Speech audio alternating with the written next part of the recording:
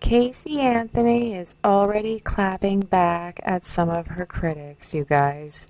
She's reintroducing herself and she wants to be an advocate, but I think what she wants to advocate for is to stop online quote-unquote bullying, or as some would call it, free speech.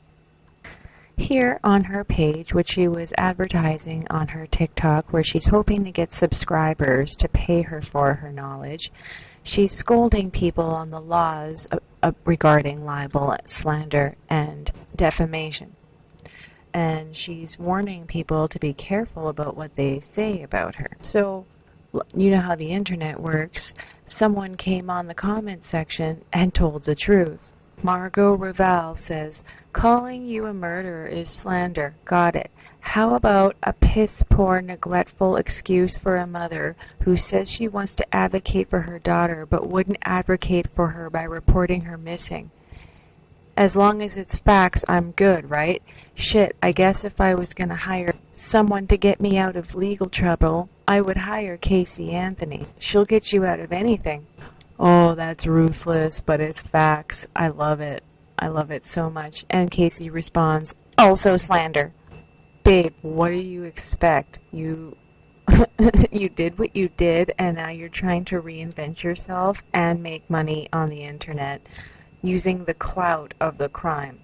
Allegedly, my opinion and conspiracy theory. Do your own research, of course.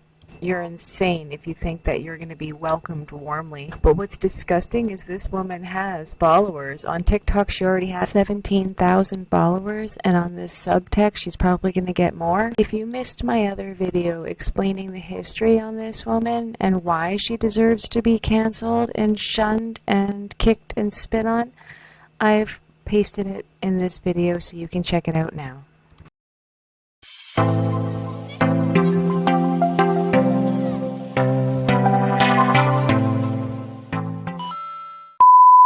We like to cover trash and garbage human beings on this channel. Let's talk about Casey Anthony. I am a legal advocate. I am a researcher. I've been in the legal field since 2008 when you were charged for the alleged murder of your daughter. And in this capacity, I feel that it's necessary, if I'm going to continue to operate appropriately as a legal advocate, that I start to advocate for myself and also advocate for my daughter. Who the hell is this bitch? For those of you who don't know, my name is Casey Anthony. My daughter is Kaylee Anthony. My parents are George and Cindy Anthony. This is not about them. This is not in response to anything that they have said or done.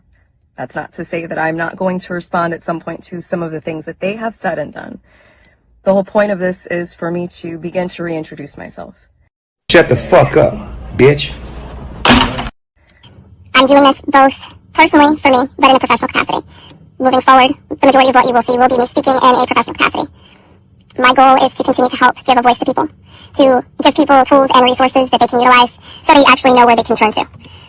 So with that, please join me on Substack. If you have questions, I will set up an email address where we can correspond directly. Up until this point, that has never happened, and it's only going to be on a limited basis regarding legal issues, legal matters. One of the main reasons that I'm doing this, there are people close to me who have been targeted and attacked recently. There are also people close to me who have had some recent things occur. And when necessary, people needed to step up, myself included. So, as a proponent for the LGBTQ community, for our legal community, women's rights, I feel that it's important that I use this platform that was thrust upon me. The platform that was thrust upon you? You mean when you unalived your own daughter and put yourself in the spotlight? You fool.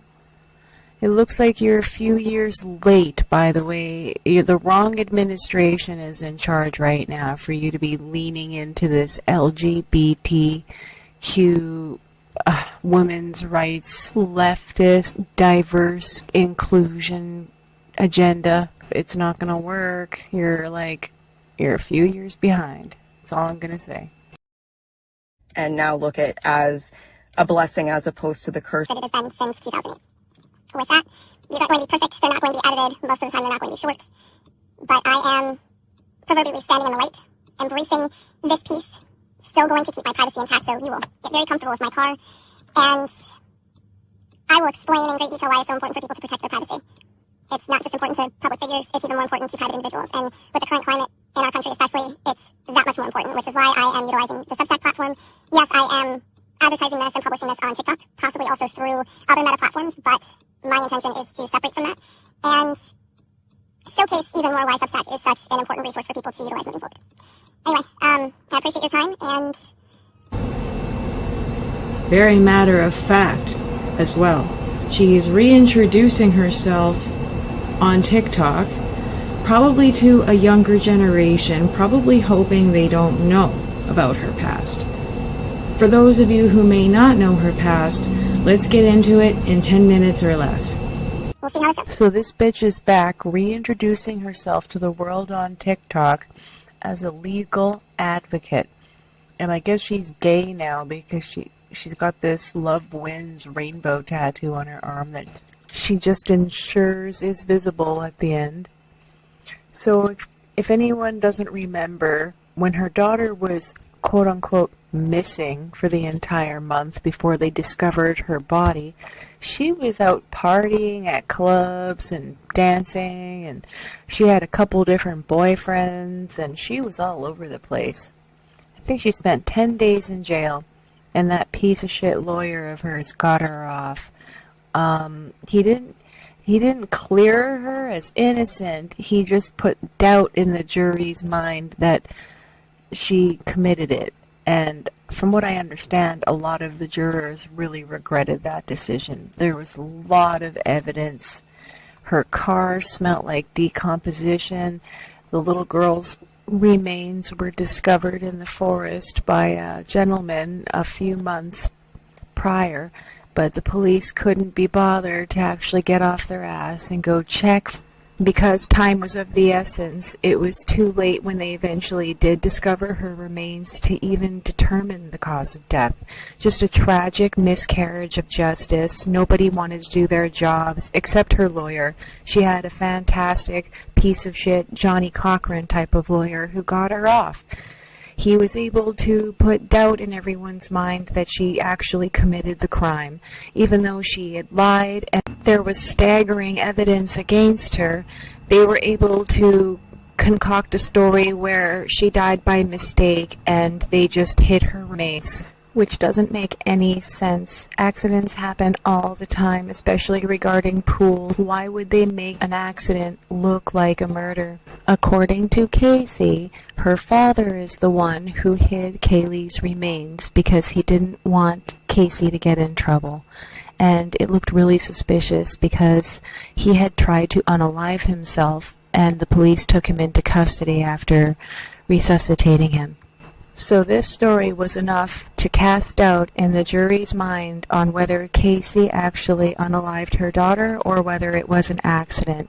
And she walked free after serving 10 days. And now, today, she is technically an innocent woman, which I find completely frustrating. In my opinion, this was a complete miscarriage of justice. I'm almost 90% sure that she's guilty because of the staggering evidence, the car, the lying. She made up the nanny. The nanny didn't even really exist. It was this random woman. She lied about her job. A lot of the internet searches on her laptop were completely damning. Luckily for her, one of them was completely missed by the prosecution, a huge oversight that they could have nailed her on. The stories that she concocted, her lack of urgency or sadness or anxiety during that entire period, the fact that she was able to go out and party, they said that was how she processed her feelings because of the activities her father made her endure as a child, which, of course, he denied. You know, all of it is just sick and twisted, but now that she's back trying to reintroduce herself as a legal advocate, I think that's disgusting. And the fact that everyone in the world will come down on people like Meghan Markle, Blake Lively, or Amber Heard, this woman is a bigger piece of shit because of what she's done, and she's gotten away What do you think about Casey Anthony? Do you think she's innocent and that it was an accident, or do you think she's guilty and had a OJ string of luck? I personally think this woman should be canceled and she shouldn't have any airtime. She shouldn't have any successful following, and she shouldn't be able to make any money or sponsors or clients. Even if she isn't guilty of unaliving her own child, she is clearly a pathological liar and a sociopath. I don't think she should be trusted whatsoever. Just my opinion. Thank you so much for tuning in for this special. I usually don't get into true crime, but I felt strongly on this. Thank you.